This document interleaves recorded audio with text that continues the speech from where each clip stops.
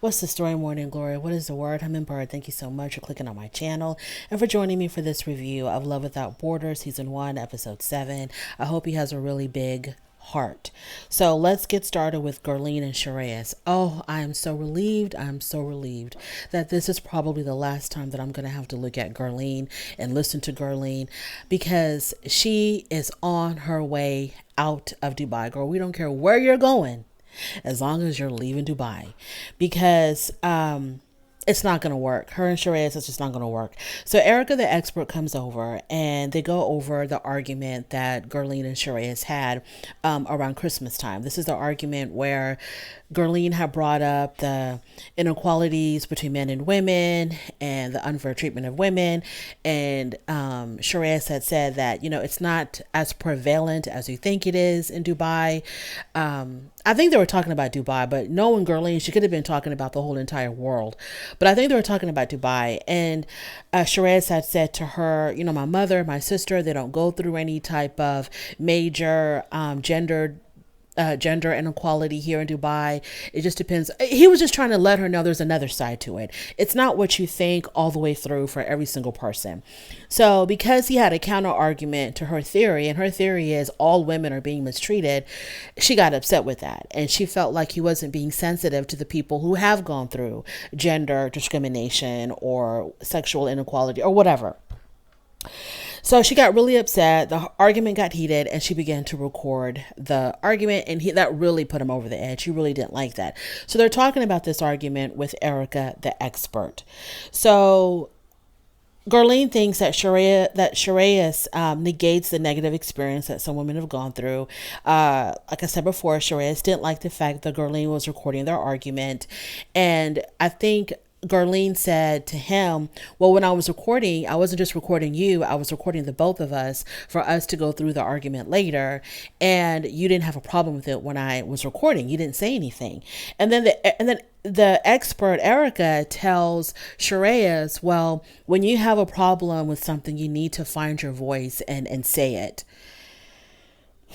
I don't think he had a problem finding his voice. I didn't see anything wrong with him mentioning it afterward. Just because he didn't mention it right there at the moment, while in their middle of an argument, they're in the middle of an argument. And if he would have said something about the camera or about her recording, I'm pretty sure Gurleen would have been like, well, it's my right to record and I have the right to do this. And, you're trying to control me because you're a man and I'm a woman. It would have taken like a completely left turn. So he talked about it with her afterwards. And so I don't think he had a problem finding his voice. He just wanted to find the right moment to let her know. But anyways, that's neither here nor there. So Shreyas says that he just doesn't feel a connection with her. He doesn't feel any romance with her. And Gurleen agrees. And I agree. I concur. I concur as well. So Erica suggests that Gurleen should go home. Erica says, for your own mental health, maybe you should go home. And so Gurleen got aggressive with Erica.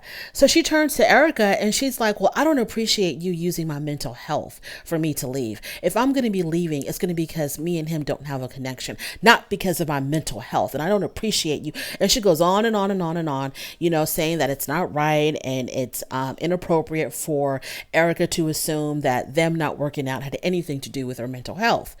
Well, then they show the clip of Gurleen and Erica having a conversation the night before, and right out of Gurleen's mouth, she literally said verbatim, for my mental health, I need to leave. So Erica was just repeating exactly what Gurleen had said, but now Gurleen, had forgotten that she said that, and she got really defensive. So at that moment, when Erica left, Gurleen packed her stuff and she was out of there. She didn't even say goodbye to Shreyas. Didn't say not a word, didn't look his way, went into the bedroom, closed the door. I guess she was packing up her stuff, came out, walked out that front door, never to be seen again. Hallelujah, good riddance. So Shreyas goes back home and he's explaining to his family, his parents and his sister, what went down. And, the fact that it just wasn't going to work out, and Gurleen left. And then the father got upset with Shreyas. And he was like, well, you didn't try hard enough. And Sharayas, his mother, and his sister were looking at him crazy because Sharayas had the utmost amount of patience in dealing with Garlene. And the father was like, well, you didn't try hard enough. And so Sharayas talked about her recording the argument. And the father said, so you can't forgive her for that? So she made one mistake. You're supposed to be able to forgive because that's what relationships are all about. What would it look like if, your mom did something and I didn't ever forgive her for it? Honey, you and his mother are married. Okay, the romance, the chemistry was already there to begin with. So, of course, we would expect that when y'all have an argument or when one of y'all do something wrong, that the other one will, forgive and y'all can move forward. Y'all are married. Y'all were already like wanting to be with one another. These people were testing out the waters, trying to figure out what they'll put up with and what they won't put up with. So, Dad, please miss us with your team Garlene arguments. We're not interested. Garlene was not good for your son. Your son dodged a huge bullet when that woman walked out that door. So I don't know what's going on with you, Dad, and why you're so favorable towards Garlene and not your son. But the mother, the sister, and your son are telling you that this was not it. Okay, please show some support. So Erica then tells Sharayas that, hey, don't fret because guess what? We have another match for you. So Sharayas' eyes just light up like a damn Christmas tree. And I cannot wait to see who is the second match for Sharayas. So from there, we are going to move on to Naeem and Chandra. Okay, Naeem and Chandra. So Chandra tells the expert Erica that Naeem joking around is pissing her off. And she's trying to make it look like it's a cultural thing. And I'm not buying that. I absolutely am not buying the fact that people in Panama don't joke around and they're not happy. So I don't know what's going on with you, Chandra, why it bothers you so much when Naeem wants to laugh and have a good time. But whatever, that's your issue. That's a Chandra issue. It's not a Panama issue. It's not a Naeem issue. That is a Chandra issue. So Chandra knows that her ex had feelings for her. So she reveals to Erica that she finally realized, as if she didn't already know, but she finally realized that her ex, the one that had picked them up and took them out to the club and hung out with them the whole night and danced with her for the majority of the night, she finally realized that he had feelings for her. And she didn't know it then, but she knows it now. But the feeling is not mutual. She has no feelings towards her ex at all whatsoever. And Erica kind of reprimanded her for that and was like, you need to really sit down and have a heart-to-heart conversation with yourself as far as why you felt it was appropriate for you to call up your ex. So Erica then tells her that you need a strong and compassionate man, and we saw that in Naeem, and that's why we matched you with Naeem.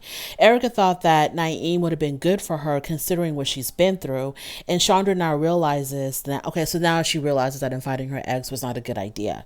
So Chandra and Naeem have a conversation, and Chandra tells Naeem that she wants to start over, she wants to start new, let the past stay in the past, let's just move forward, and he agrees.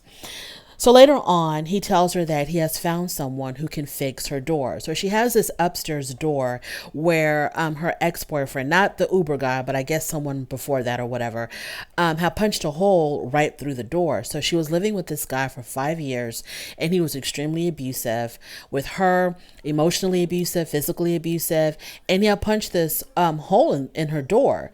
And he also slapped her. So Naeem says we can get the door fixed. So when they start talking about the door, Chandra gets extremely emotional. It triggers a lot of painful memories for her. So eventually they do end up getting the door fixed, and she ends up being grateful that the door now is replaced. Now, the good thing about Naeem is that he's a social worker.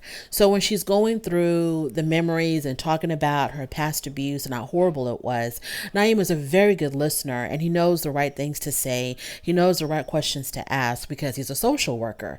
So that's another reason why, it could work between Chandra and Naeem, because he knows how to deal with something, as heavy and as sensitive as domestic violence. And so we'll see how that that relationship is going to grow. But Chandra did say that she is beginning to have feelings for Naeem and that she's beginning to see him completely differently now. Well, maybe because Chandra, you are beginning to open up a little bit more and to let down some of those walls, and now you are relating to him, human to human, and this is a reason why he's responding a little bit differently now.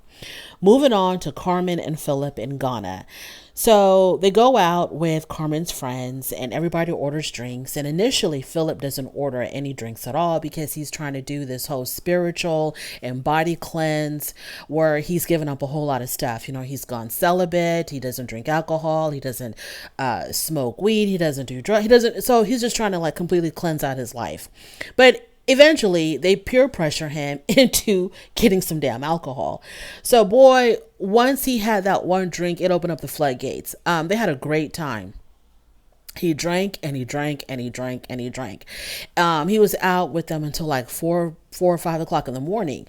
So the next day, he's talking to one of his friends back in the States, and he tells his friend that he went out with Carmen and her friends, had a really good time.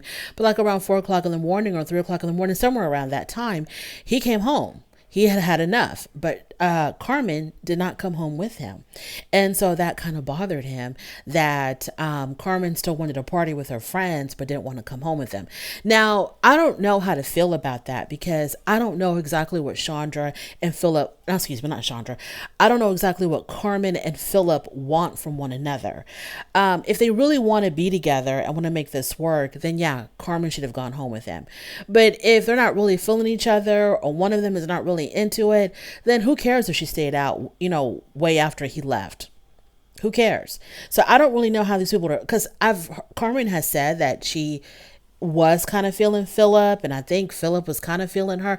So I don't really know exactly what's going on. But if they are really trying to make a connection and they do have feelings for one another, then I think that Carmen should have definitely have gone home with Philip.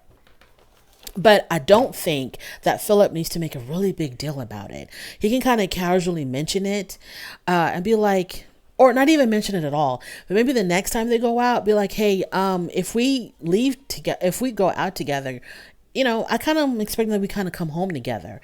Kind of mention it in a casual, friendly, non-offensive way. But don't start, interrogating her and attacking her for wanting to stay out, because this is part of getting to know each other. This is the part of, working out those kinks in a new relationship. Y'all are still learning each other. So if she is someone that likes to stay out until 10 o'clock in the morning and that's not your thing and y'all are making a connection, you can have a very pleasant, casual, friendly conversation with her about that and hear her out. Don't just demand her to do certain things, but hear her out and come to some type of compromise. Moving on to Aaron and Mael in Paris. So they call Erica and they ask Erica, when is the right time to decide that, this just isn't working out? So Erica actually tells them, we're not doing that today. We're not going to give up. Okay, we're not going to give up on one another today. Y'all are going to still work on this. She says that maybe they introduced the discussion of romance a little bit too soon into the relationship, and that this is a time for them just to get to know each other. Don't jump the gun and rush into all this talk about romance and love and spending the rest of eternity with one another, because you don't know each other. So y'all still need time to get to know each other. So later on, they have a talk and they decide that they're going to continue to try. Mael point blank asks Aaron, do you like spending time with me? And Aaron said, yes, I like spending time with you. So later on, they have an evening of wine and painting naughty pictures. And it seems like for now, all is good with Mael and Aaron. They are going to hit the restart button and start new. And let's take time to get to know one another. And let's not make wedding plans this soon into it. Moving on to Dana from Montana and Brian from Ireland. So when we see Dana from Montana, she is in the streets singing. She's having a grand old time. So she's singing in the streets and she has a very, very, very pretty voice. It's the kind of voice when you hear it, it doesn't grate your ears. It doesn't make your ears bleed.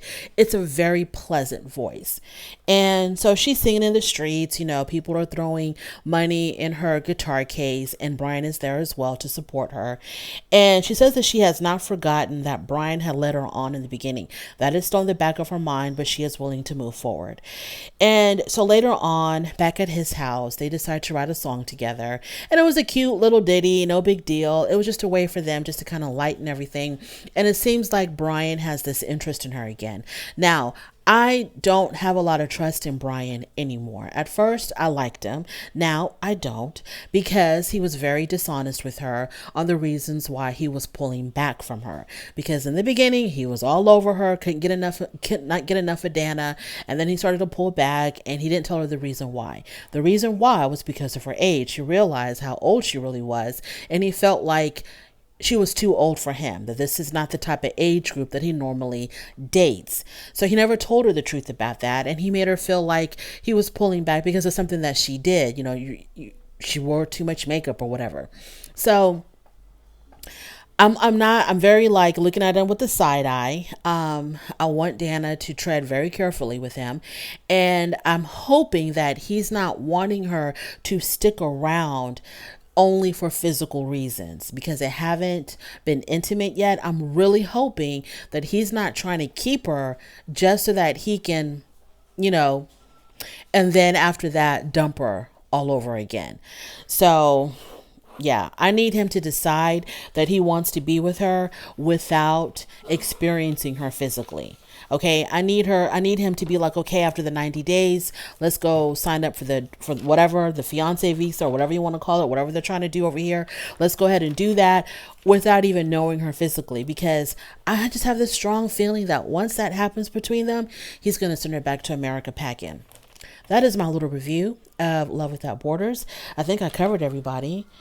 Thank you so much for joining me. I really do appreciate it. On your way out, if you don't mind, please go ahead and rate the video. If you like this content, go ahead and subscribe. And you know that I'll be definitely talking to you later. Bye.